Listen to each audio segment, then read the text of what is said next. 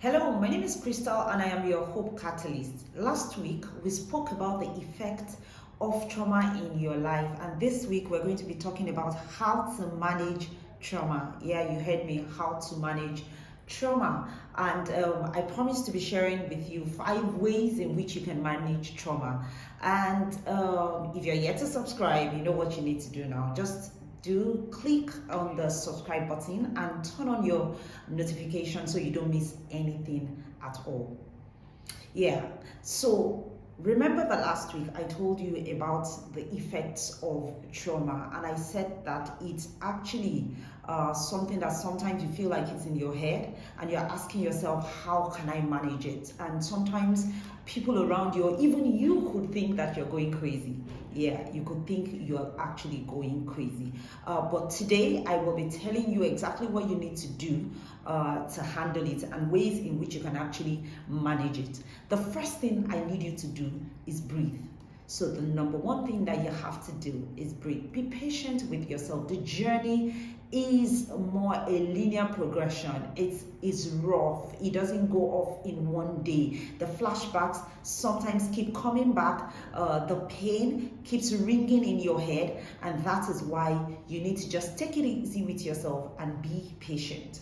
Yeah, be patient and just breathe. Take a deep breath, and definitely it keeps getting better and better as you go. The second major thing that you need to do is stay connected with other people. Sometimes what happens when you go through a very traumatic experience is you just want to stay away. You want to separate yourself from everyone. You want to be isolated. You just want to stay by yourself, because sometimes you feel like, if I'm just by myself, I'll be able to handle it, and I'll be able to take care of myself, and I will get better. But you know what? That actually makes it worse.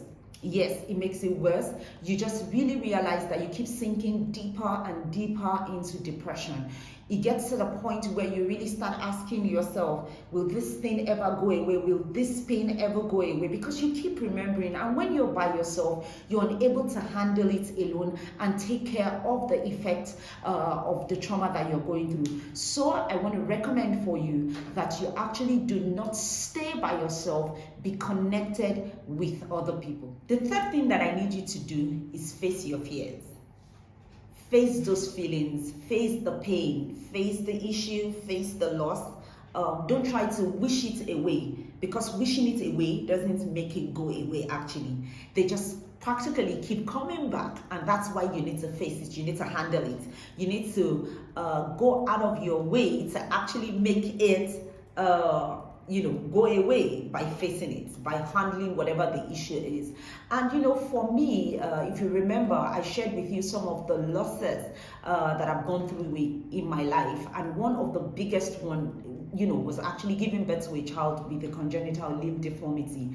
And it wasn't just having to wish it away. It was basically realizing that this is what I am faced with, and really asking the questions of how am I going to have to handle it over the rest of my life, and also not just the rest of my life, her own life also. So you need to really stand up to whatever it is and get to face it and get to deal with it along the way. Sometimes it's your feelings, sometimes it's the fear, sometimes it's the pain, and you have to be faced with it. Sometimes you have someone that you've lost, and you can't just wish away that the person actually did not die.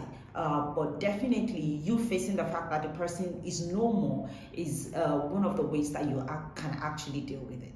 And then fourthly, I want you to prioritize your self-care. Self-care.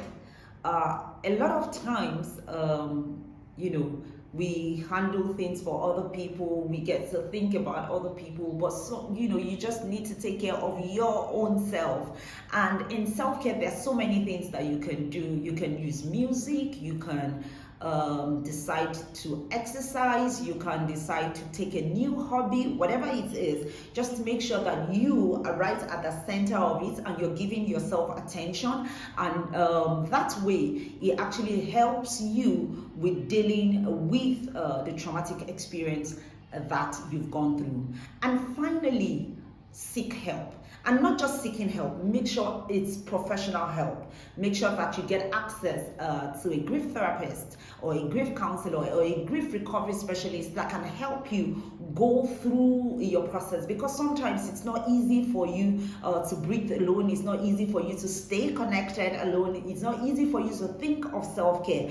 And when you want to do those things, you just realize that you probably have no will of your own, and so you need help and you need to seek professional help. And that's one of the things that I am here for, to help you get the needed help. You need to go through your grief and help take you through that journey till you get to a place of recovery. Like I said before, recovery is possible.